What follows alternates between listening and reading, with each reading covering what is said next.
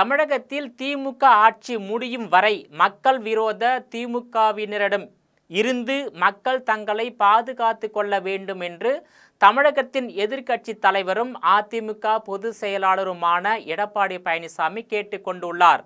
தமிழகத்தின் ராணிப்பேட்டை மாவட்டம் அரக்கோணம் பகுதியில் பாலியல் வழக்கில் பாதிக்கப்பட்ட பெண் காவல்துறையால் தொடர்ந்து மிரட்டப்பட்டு வருவதாகவும் குற்றம் சாட்டப்பட்ட திமுக நிர்வாகி தெய்வ செயலை ஏன் திமுக காத்து நிற்கிறது என்றும் குறிப்பாக குற்றம் செய்தவர்களை தண்டிக்காமல் குற்றவாளிகளை பாதுகாப்பது, குற்றவாளிகளை தொடர்ந்து பாதுகாத்து அடைக்கலம் கொடுக்கக்கூடிய குற்றவாளிகளின் கூடாரமாக அண்ணா அறிவாலய திமுக மாறிவிட்டதாகவும் குற்றவாளிகளை முற்றிலும் பாதுகாப்பதற்காகவே தமிழகத்தில் ஒரு அரசியல் கட்சி செயல்படுகிறது என்றால் அது அண்ணா அறிவாலய திமுக மட்டுமே என்றும் குற்றவாளிகளால் கடுமையாக பாதிக்கப்பட்ட நிரபராதிகளை அடியாட்களை வைத்து மிரட்டுவது, காவல்துறையை கொண்டு மிரட்டுவது, மிரட்டலுக்கு பயந்து அப்பாவி மக்கள் தற்கொலை செய்து கொள்வது போன்ற கொடூர சம்பவங்கள் அனைத்தும் திமுக ஆட்சியில் நடப்பது வழக்கமான ஒன்று என்றும் தமிழகத்தில் சமூக நீதியை நிலைநாட்ட தொடங்கப்பட்ட திமுக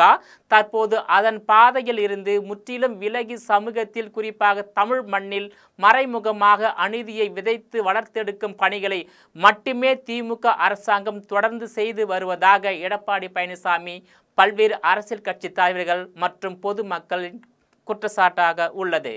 இது தொடர்பாக தமிழகத்தின் எதிர்க்கட்சி தலைவரும் அதிமுக பொதுச் செயலாளருமான எடப்பாடி பழனிசாமி தனது எக்ஸ் பக்கத்தில் வெளியிட்டுள்ள அறிக்கையில் திமுகவின் அலங்கோல ஆட்சிக்கு அரக்கோணம் சாட்சி என்றும் அனுமதியின்றி 2 துப்பாக்கிகள் வைத்திருந்ததாக அரக்கோணம் திமுக கவுன்சிலர் பாபு உள்பட 2 கைது செய்யப்பட்டுள்ளதாக செய்திகள் வருகின்றன. இந்நிலையில் அரக்கோணம் பாலியல் வழக்கில் பாதிக்கப்பட்ட பெண் தான் திமுக அரசின் காவல்துறையால் மிரட்டப்படுவதாக கண்ணீருடன் ஒரு காணொளியை வெளியிட்டுள்ளதை பார்த்து வேதனையுடன் தெரிவித்துள்ளார். திமுக ஆட்சியில் யாருக்கும் பாதுகாப்பு இல்லை, அண்ணா அறிவாலய திமுகவுடன் தொடர்புடையவர்களுக்கு மட்டுமே பாதுகாப்பு உள்ளது, மற்ற தரப்பு மக்களுக்கு பாதுகாப்பு இல்லை என்றும் அண்ணா அறிவாலய திமுகவினரால் பாதிக்கப்பட்டுள்ள நிரபராதிகளுக்கு பாதுகாப்பும் இல்லை, நீதியும் இல்லை, பொதுமக்களின் உயிருக்கு பாதுகாப்பு இல்லாத நிலையில் தமிழகம் குற்றத்தில் மூழ்கி வருவதாக தெரிவித்துள்ளார். திமுக இளைஞரணி நிர்வாகி தெய்வ செயல் மாணவியை ஏமாற்றுகிறார். பல திமுகவினரின் பாலியல் இச்சைக்கு அந்த மாணவியை இணங்குமாறு கட்டாயப்படுத்தி துன்புறுத்தி வருகிறார்கள். இதனை தைரியமாக வந்து புகார் அளித்த மாணவியை காவல்துறையும் திமுக ஆட்சியாளர்களும் மிரட்டி வருவதாகவும் திமுக இளைஞர் அணியின் ஏவல் துறையாக காவல்துறை செயல்படுவதால் குற்றவாளிகள் மீது நடவடிக்கை எடுக்க மறுக்கிறது. திமுக நகராட்சி கவுன்சிலரிடம் முறையான அனுமதி பெறாத துப்பாக்கி இருக்கிறது. போதைப் பொருட்கள் இளைஞரிடம், கத்தி பள்ளி மாணவர்களின் புத்தக பையில், அறிவாலை தாண்டி சர்வசாதாரணமாக ஆட்டோமேட்டிக் துப்பாக்கிகள் தமிழகத்தில் புழக்கத்துக்கு வந்துவிட்டது. இதைத்தானே இந்த முதல்வர் மு.க. ஸ்டாலின் திராவிட மாடல் ஆட்சியை தானே அலங்கோல ஆட்சி என்கிறேன். இந்த உண்மையை சொன்னால் அதற்கு முதல்வர் மு.க. ஸ்டாலினுக்கு கோபம் வருகிறது என்றும் கேள்வி எழுப்பியுள்ளார். இந்த அவலத்தை கண்டித்து போராட்டம் நடத்தினால் எங்களுக்கு தடை, ஆனால் குற்றவாளிகளுக்கு ஆதரவாக திமுக பொதுக்கூட்டம் நடத்துவதற்கு அனுமதி கொடுப்பது ஏன் என்றும் கேள்வி எழுப்பியுள்ளார். நான் கேட்கிறேன், முதல்வரே, உங்களுக்கு வெட்கமாகவே இல்லையா? ஏன் தெய்வ செயல் உள்ளிட்ட பல கொடூர குற்றவாளிகளை இப்படி பாதுகாத்து நிற்கிறது திமுக அரசு? தெய்வ செயல் காப்பாற்றுவதன் மூலம் பின்னால் பெரும் அரசியல் முதலை ஏதேனும் மறைக்கப்பட்டு காக்கப்படுகிறதா? அப்படியெனில் யார் அந்த சார்? பாதிக்கப்பட்ட மாணவிக்கு நீதி கிடைக்கும் வரை எங்கள் கேள்விகள் ஓயாது. திமுக கவுன்சிலர் கையில் நவீன துப்பாக்கி எப்படி வந்தது என்ற கேள்விக்கு என்ன பதில் உங்களிடம் உள்ளது முதல்வர் மு.க. ஸ்டாலின் என்றும் அடுக்கடுக்கான கேள்விகளை எழுப்பியுள்ளார் தமிழகத்தின் எதிர்க்கட்சி தலைவர் எடப்பாடி பழனிசாமி அவர்கள். தமிழகத்தில் சட்டம் ஒழுங்கு இந்த லட்சணத்தில் நாறிக்கொண்டிருப்பதற்கு ஒரு நல்ல முதல்வராக இருந்தால் கட்டாயம் வெட்கி தலை குனிய வேண்டும். ஆனால் முதல்வர் மு.க. ஸ்டாலின் அவர்கள் அதெல்லாம் செய்ய போவது இல்லை. நான் எப்போதும் சொல்வது போல் இந்த ஆட்சி முடியும் வரை மக்களே தங்களை தாங்களே பாதுகாத்து கொள்ள வேண்டும்.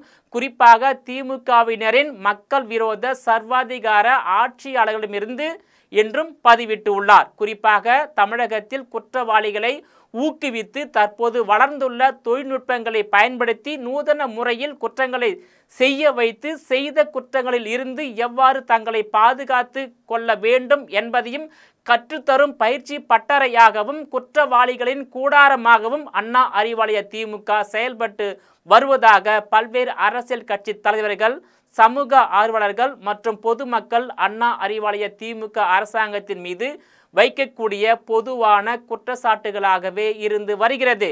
தமிழ் சமூகத்தின் மீதும் தமிழ் இனத்தின் மீதும் தமிழ் மொழியின் மீதும் தமிழ் மண்ணின் மீதும் அன்றாட நடைபெறும் அநீதிக்கு முற்றுப்புள்ளி வைக்க வேண்டும் என்றால் அண்ணா அறிவாலய திமுகவை தமிழகத்தில் இருந்து நிரந்தரமாக தூக்கி வீசி எறிந்தால் மட்டுமே தமிழகத்தில் அன்றாட நடைபெறும் நூதன முறையிலான குற்றங்கள் வெகுவாக குறைந்து தமிழகம் அமைதி பூங்காவாக விளங்கும் என்பதில் எவ்வித சந்தேகமும் இல்லை என்பதை தமிழக மக்கள் நன்கு புரிந்து கொண்டனர்.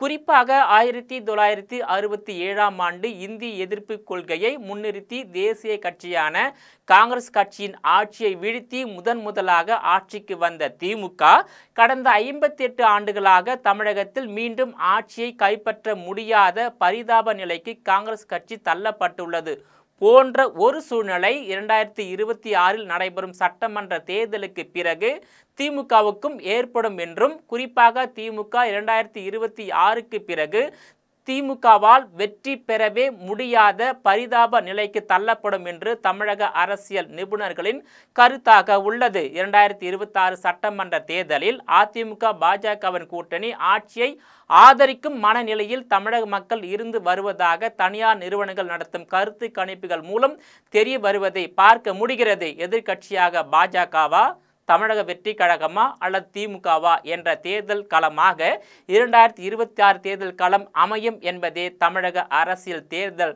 நோக்கர்களின் கருத்தாக உள்ளது. நேயர்களே, மீண்டும் இது போன்ற மற்றொரு நிகழ்ச்சியில் சந்திக்கிறேன். அதுவரையில் உங்களிடமிருந்து விடைபெறுவது நான் உங்கள் விஜயபாலன்.